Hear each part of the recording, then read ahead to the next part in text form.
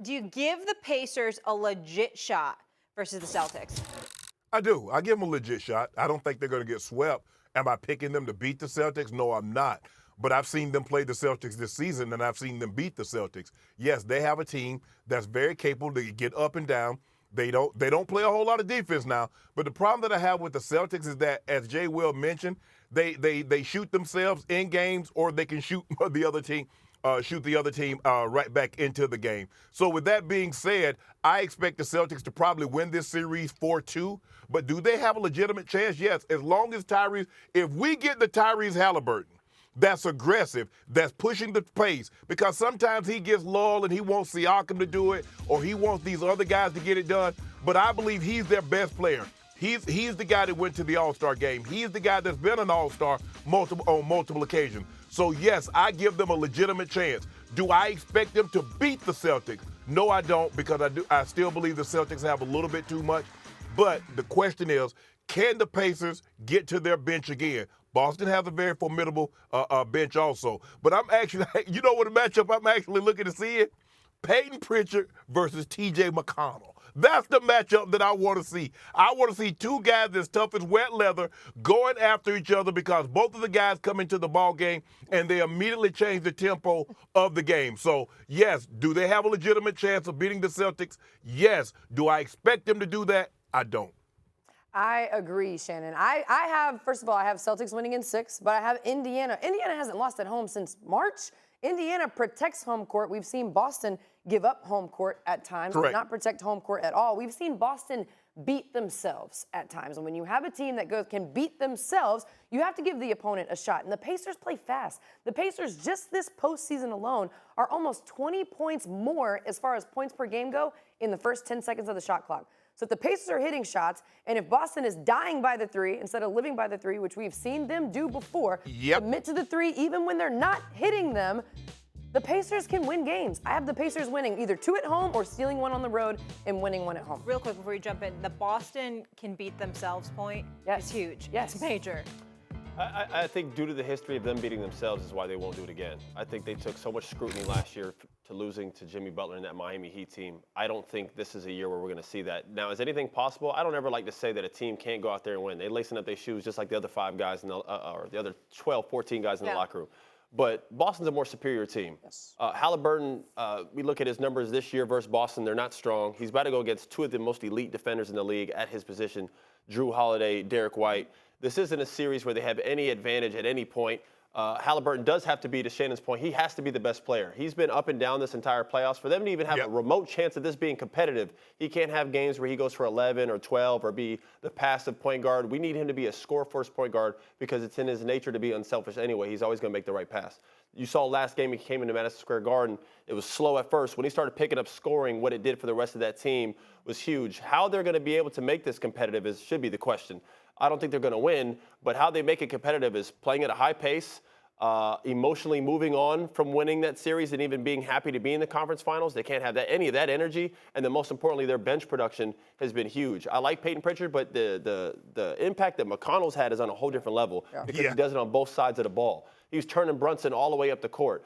The issue is he can't turn Drew because Drew's too big. He's going to put him on his hip, and he's going to back his little ass down all the way until he gets to the paint. And then he also has Tatum and Brown and other guys. From a size advantage, they don't have the guards to guard them.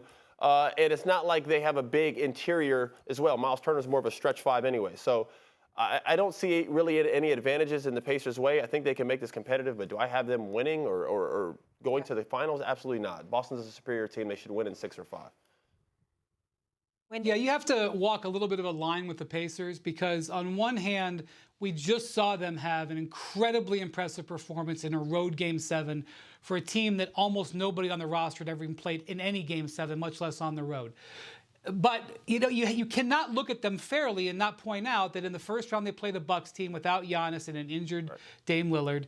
And in this last round there were Knicks players falling down all over the court. There's just no way you can give them credit and also say the road hasn't been tough. The one thing I'm going to say, and I've seen this before in the NBA with high seeds, the Celtics haven't played a high-octane, high-energy game, really, in a couple of months. They secured that #1 seed, and by Joe Mazzulla's own admission, used the last like 3-4 weeks of the season as a testing ground. He was throwing out lineups he doesn't normally do, testing weird strategies, throwing in different defenses and weird alignments, sitting guys in various times. They go into a first-round series with no Jimmy Butler. They had a modicum of pressure because they lost Game 2.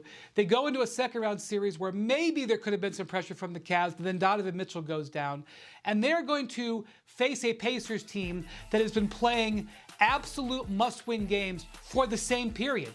The Pacers had to really make sure that they secured the number 6 seed. They couldn't mess around and fall back to 7. Philly was going with them all the way down to the end of the season. So they were playing high-stakes regular season games. They come into the postseason, immediately start on the road, are facing the higher seeds, have to play from a deficit in the last round against the Knicks. And so while Boston has an overwhelming talent advantage, especially considering what the Pacers have seen in this postseason, I have just seen this. One that comes to mind is 2009 Cavaliers go 8-0 in the first 2 rounds of the playoffs. Wait 9 days before they have to play the Orlando Magic, who were coming off a road Game 7 win. And it was like the Cavs were running in mud and the Magic were on a track. So I just want to see the first quarter, 2 quarters tonight to see how the Celtics deal with a team that's playing so much more rhythm basketball. Look, I'm not saying that and I agree with you, Austin, that when you look at it position by position, Boston has the superior. But you're talking about a team, make or miss, they're looking to push tempo. The Boston Celtics, the problem that they have is that because they live by the 3, even when they're missing like 12 in a row, they'll continue to shoot them. And the lead will get bigger and bigger and bigger for the opposing team. I like the Pacers for the simple fact, like I said, I'm not picking them to win the game, but why I believe they can make this a series is their style of play. They're going to push tempo. We watched them against the Knicks, and we could say, well, the Knicks were beat up. But early in the game, when they were healthy as they were going to be going into that game, they would make a basket, and the Pacers would laying the ball up on the other end before the Knicks crowd could stand and applaud.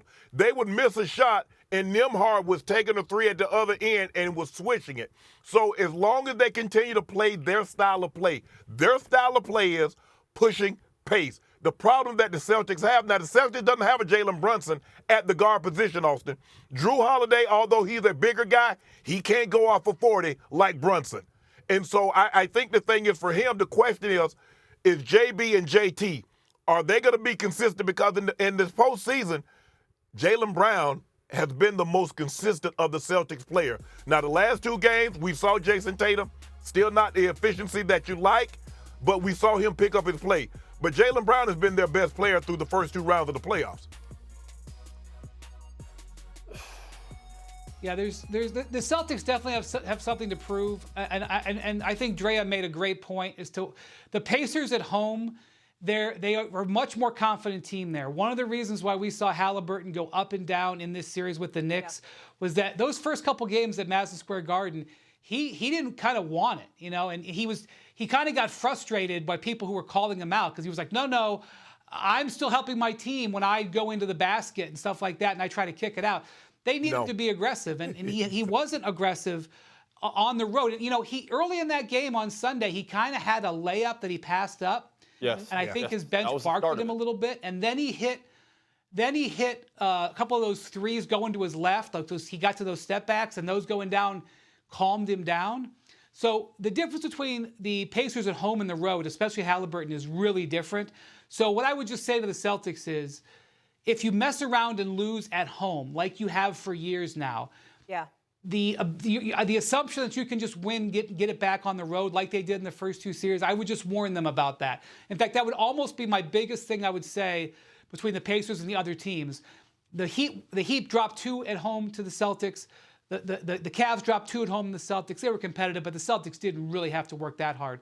They should not assume that they're going to go into Indy because they play differently there and it's a tough environment. We do this thing, though, like if Boston loses 1 game, we're just like, Man, they're just giving away games. Like sometimes, like if Donovan Mitchell goes for 40 or something like that, like these guys are pros. You can't win every single game, bro. But they do lose games where we feel like they should win. No, I know that, but they just won in 5. I mean, like they lost one game where Donovan Mitchell how had they lost. I think it was how they looking a little like less energy, looking like not locked in or not engaged at all. Like that was the. But nobody has the Pacers beating the Celtics. No, but the question is, do they have a legit shot? Of course they do. Of course they do. They have a legit shot. But Austin, you will concede this.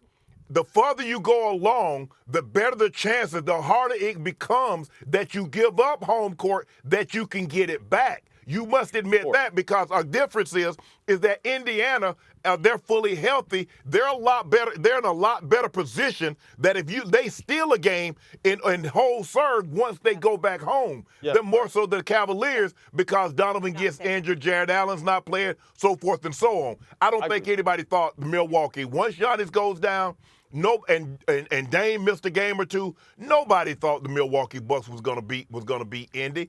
But the problem that you run into is that now these teams get better and better as you go further and further along. You're playing with fire. You let a team steal a game, and now all of a sudden they really, really start. I believe Indiana believe they can beat Boston, but you give them an extra boost of confidence when you let them steal one of these games at home. Right, take us home, and then we'll go to the West. Well, here's the thing. Last time Indiana played Boston, they lost by 5, and that was in Boston. Again, that was a long time. It was a few months ago. But what did Indiana do in that game? They took 20 more field goal attempts than Boston. That's their pace.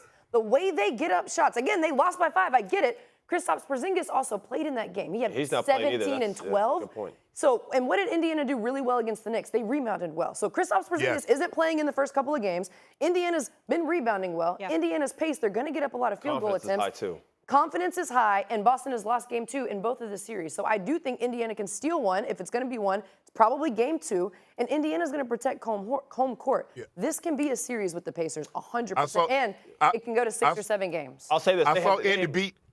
I'm saying I saw Indy beat Boston in the in-season tournament also. You saw that, Austin? Yeah, they beat them twice and in the in-season tournament. But in the playoffs, they haven't played a team like this. They're about to play conference finals Celtics. I mean, this is peak form. Well, this will be a good, I mean, they haven't had a test like this. You mean conference finals Boston that lost game 7 at home last year? You mean okay. I think this team, from all the BS that has been talked about them, fair or not fair, Shannon, I think the Celtics this year are in a position right now, and they have to know that the route that they've gotten right here, they have to take advantage of this. This is the best route they've ever had to get to the finals and win. Absolutely. The team that they have to beat, Denver's out. Denver's out. Like, they got to beat Minnesota or Dallas if they beat Indiana? What but here's the thing. Look at the Eastern Conference. Joel Embiid was hurt. Jimmy Butler goes down. Brunson, Julius Randle, Mitchell Robinson, Bogdanovich. Josh Hart gets hurt. Oh, you're not going to get an easier path. Giannis gets injured. Dame Lillard gets injured. You will not have an easier path getting out of the Eastern Conference, and that's no shade. And please, like normally when you say no disrespect, it's disrespect coming. But if you look at what Boston potentially would have had to go through, Donovan Mitchell gets nicked up. Jared Allen is hurt. No, you're right. Shannon, the East is decimated. That's a great point. They're not going to get an easier path than what they have right now.